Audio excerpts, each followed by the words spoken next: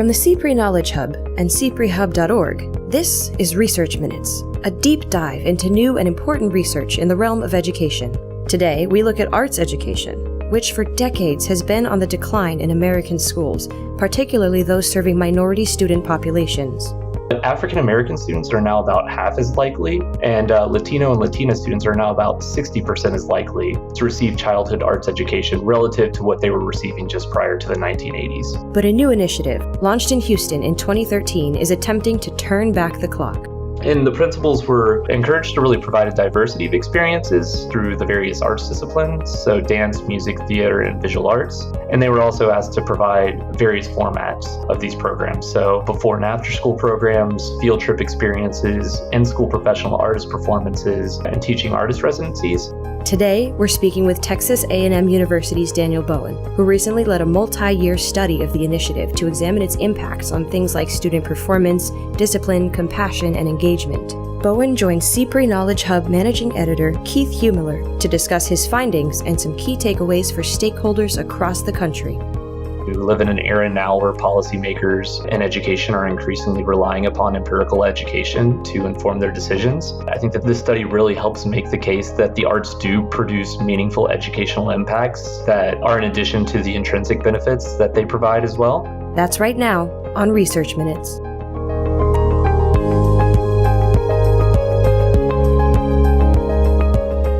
Hi, I'm Keith Humiller, Managing Editor of the CPRE Knowledge Hub, and today I'm happy to be joined by Daniel Bowen, Assistant Professor with Texas A&M University and co-author of the intriguing new study, Investigating Causal Effects of Arts Education Experiences, Experimental Evidence from Houston's Art Access Initiative. Dan, it's a pleasure to have you. Thanks so much for having me, Keith. So this study, which you co-authored with Brian Casita of the University of Missouri, has received a lot of attention since it was published, and not solely because of your findings. The subject itself, arts education, is one that has kind of been on the minds of researchers, policymakers, practitioners, and families for quite some time now.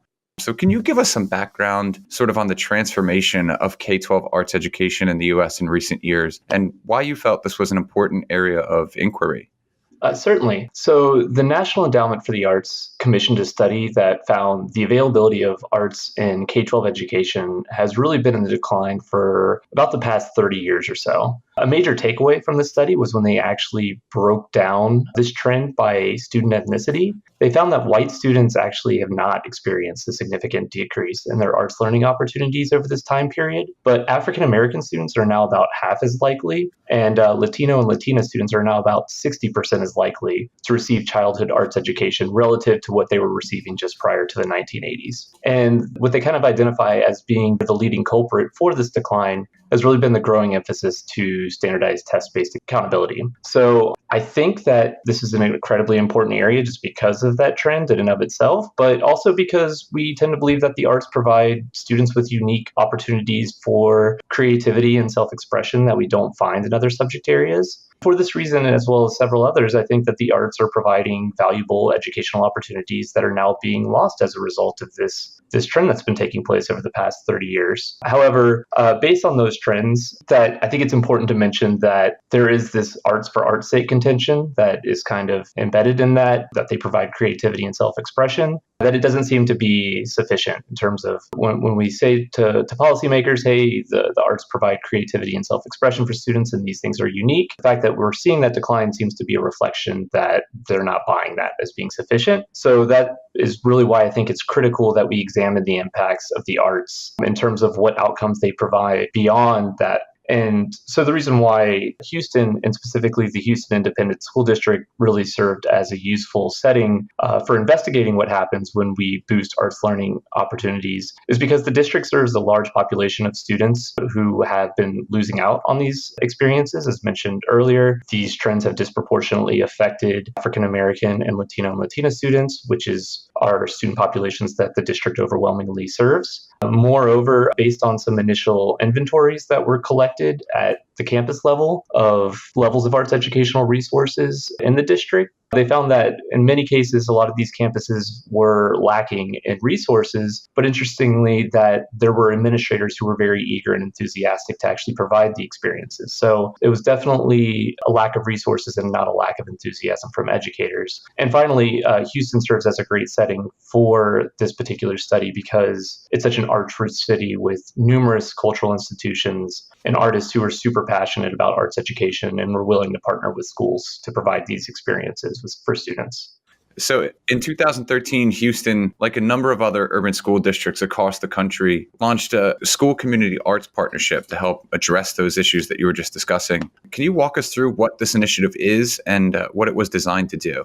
Certainly. So it was a multi-sector initiative. It's called the Arts Access Initiative. And it was a partnership with the school district, school leaders, parents. They had representatives from all the major cultural institutions, local artists. They also had local foundations and philanthropic efforts, as well as city government, who were really interested in committing to the vision statement of the initiative, which was that every student in Houston should have the opportunity to benefit cognitively, creatively, emotionally, and academically through the arts. And they really put a big emphasis on equity, impact of the arts, and building sustainable relationships that would allow these experiences to continue. When they advertised it, they basically told principals that they had to commit to the mission, as well as a willingness to provide a little bit of their own funding that was available to the campus. They were asked to provide somewhere between $5 and $10 per student, and that they would receive matching funds. And that was really just to make sure that schools had a little bit of skin in the game. They also made schools agree to participate in professional development for both the principals as well as the teachers, and that they would work with the director and staff of the initiative to identify and select arts programs that were available from these various arts organizations that would align with the school's missions and needs. And the principals were encouraged to really provide a diversity of experiences through the various arts disciplines, so dance, music, theater, and visual arts. And they were also asked to provide various formats of these programs. So before and after school programs, field trip experiences, in-school professional artist performances, and teaching artist residencies. However, all principals were given total autonomy in terms of choosing what they ultimately thought was best for their school. So if they really wanted to do mostly music or mostly dance, or if they wanted to mostly do after school programs or field trips, that was totally left up to them. So could you provide a little bit of context for us? Just how big was this initiative and how many students were involved? Sure. So it's since expanded. For the study itself, we focused on the first 2 years where they decided to do a delayed rollout of the program. So ultimately, the goal was to serve all schools in the district that were identified as being in need of a boost in arts learning experiences. But for this particular study, which kind of looked at them really trying to refine implementation, the initiative was implemented with 25 schools in the first 2 years, 21 of which we would ultimately randomly assigned to. So this whole evaluation actually included the 21 schools that received it by random assignment in the first couple of years, as well as 21 schools that wanted to get the program, but we randomly assigned to serve as the control for the first couple of years. So in total for the evaluation, there were 42 schools. In the study itself, that ends up being about just over 25,000 students. But for the main analyses we actually do in this particular study, we focus on about the 10,000 or so students who had prior test score achievement so that we can control for those baseline achievement levels to improve the precision of the estimates of the treatment effect. So can you walk us through your study design a little bit? What were you hoping to find and how'd you go about finding it?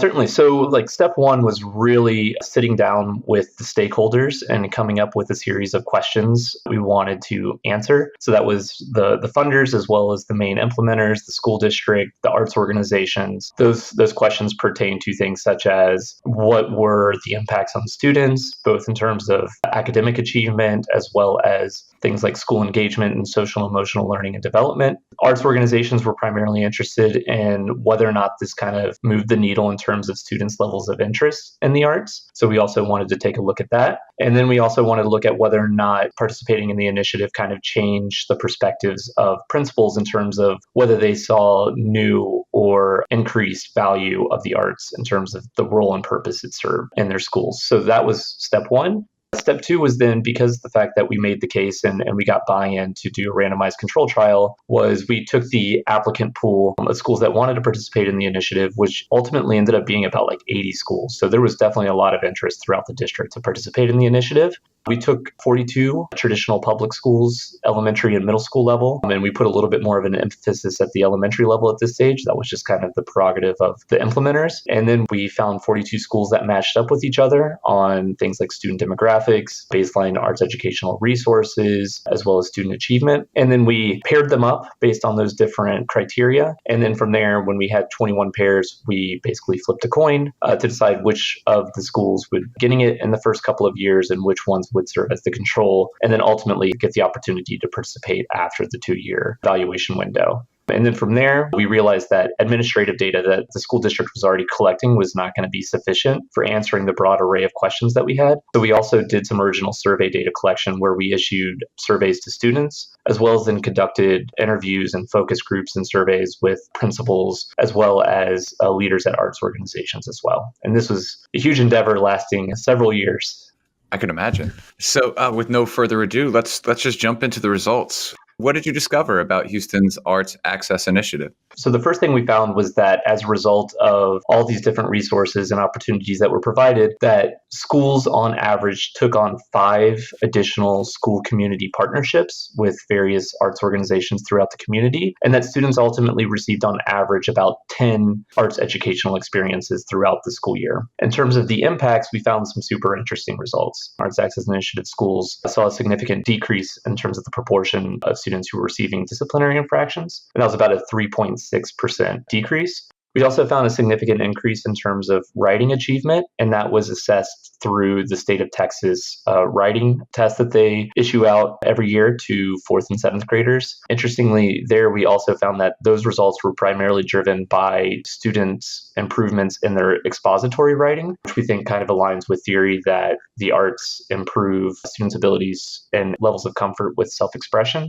And then we also found a significant increase in terms of students' demonstration of compassion for others. And this was measured through survey measures to where we surveyed students both in the treatment and control and asked them questions with regard to their concern and compassion for others, especially those who are in need or get treated badly. And we found a significant positive effect along those lines as well. It's also worth noting that 36 of the 42 schools in the evaluation, or 18 of the 21 treatment schools, were actually elementary schools. And when we look specifically at those, the ones that were primarily targeted in the first 2 years, we also find significant benefits in terms of student school engagement. So students just tend to like coming to school and find the work that they're doing much more engaging. They also were more likely to state a willingness or desire to go on to college.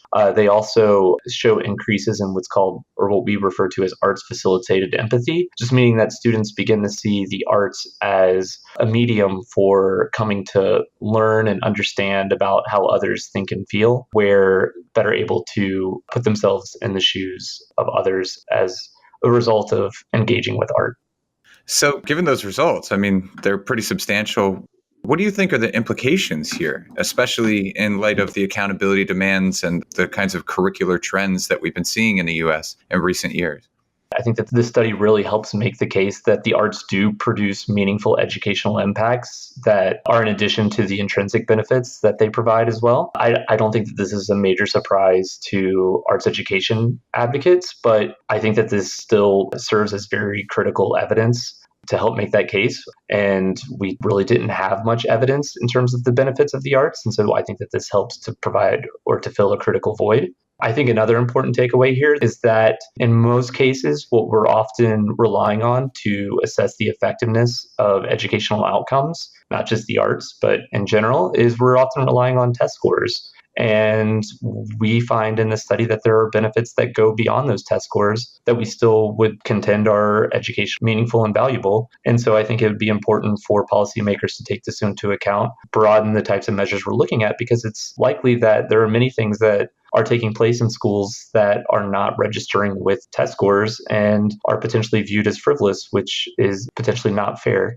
And then finally, I think it's worth noting that we find that in this particular study that there was not a significant negative effect. It might seem like there would be an inherent trade-off, or at least that seems to be the intuition as to why the arts have been in decline over the past 30 years, right? So the leading culprit of that 30-year decline has been standardized testing, and the main thing there being is that schools are under pressure to perform, and if they don't do well on these standardized tests, that they can often come under sanctions. And so the response from many school leaders has been, well, cut the arts and let's double down on time we spend in math and reading. In this study, we find that actually when schools increase arts educational experiences, that doesn't seem to come with that trade-off. Students perform just as well in math and reading and science as they did before. So while you can't really prove and null the hypothesis, it's worth noting that we didn't really find that trade-off that it seemed as though many school leaders had believed to exist when they were making those cuts in the first place.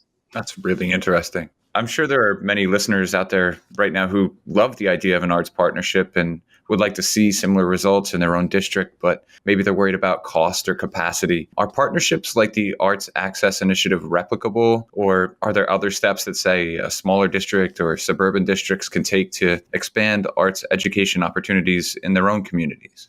So that's a really, really good question and a tough one to answer, unfortunately. So we do know that there are a lot of these partnerships that have sprung up in other major urban areas. So there are ones in Chicago and Los Angeles and Boston and Seattle and New Orleans. Some of these have been around for 20 plus years. Some of them have been around just in the past 5 years, similar to Houston. So we don't know for sure whether or not those are producing similar results, because in many cases, these initiatives kind of take on lives of their own and have their own unique characteristics. But we do believe that this still would provide evidence that there are benefits that result from schools partnering up with these arts organizations and using this as a means to help supplement and enrich the arts educational experiences that students are providing. I think it's important to also note that we're not wanting to view these as being substitutes for school-provided arts experiences, or at least inherently school-provided experiences. We still think it's super important to have arts specialists on campus on a day-to-day basis providing regular classroom instruction. So we don't want one of the takeaways from the study to be,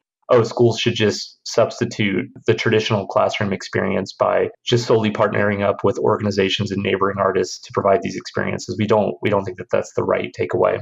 However, the question about whether or not this would be found in suburban and maybe more rural districts is an interesting question. Concern there might be is that there might not be the same wealth of organizations that can provide these types of experiences. So that might be something definitely worth further investigating. But there are definitely organizations and artists that are thriving in many of these communities. And from what we found from this study, artists and cultural institutions are in many cases very willing and enthusiastic to partner up with schools because they really do see the value of providing these experiences to students, because these are things that really seem to transcend and carry over into adulthood. Great. And my last question for you today is, do you have any plans to do continued research in this area? Absolutely. So the number one question we've been getting in response to the study is in many cases from arts organizations who are asking, okay, hey, I work for a music organization and we think this is great, but what can you say in particular about the benefits that maybe the music programs provided in this particular study? And unfortunately, because it was just such a diverse, in-depth initiative, we can't really tease apart what the various benefits were from the different disciplines as well as program formats. And we think a really important next step will be to at least do some initial exploratory analyses to see whether or not there are certain results that are driven more by particular experiences than others. So for example, we want to see, do the same benefits come from students who primarily got what we would call hands-on experiences as opposed to more consumer-based experiences? So if students are participating in band programs after school as opposed to going and seeing the symphony, what are the differing results? We're assuming that there's probably positive results across the board, but that they just might move the needle on different domains. So that's really the next area we're eager and enthusiastic to delve into. Great. Well, this is a fascinating study, Dan. For those who would like to learn more about it, we encourage all of our listeners to read the full study titled Investigating Causal Effects of Arts Education Experiences, Experimental Evidence from Houston's Arts Access Initiative, and that's available at kinder.rice.edu. Daniel Bowen, it was a pleasure speaking with you today. Thanks, Keith. It was my pleasure as well. Thanks for listening to this week's Research Minutes, presented by the CPRE Knowledge Hub. For more episodes, or to subscribe to this series, visit us at cprehub.org. That's cprehub.org. To share thoughts on today's episode, or to suggest future topics, follow us on Twitter at cprehub.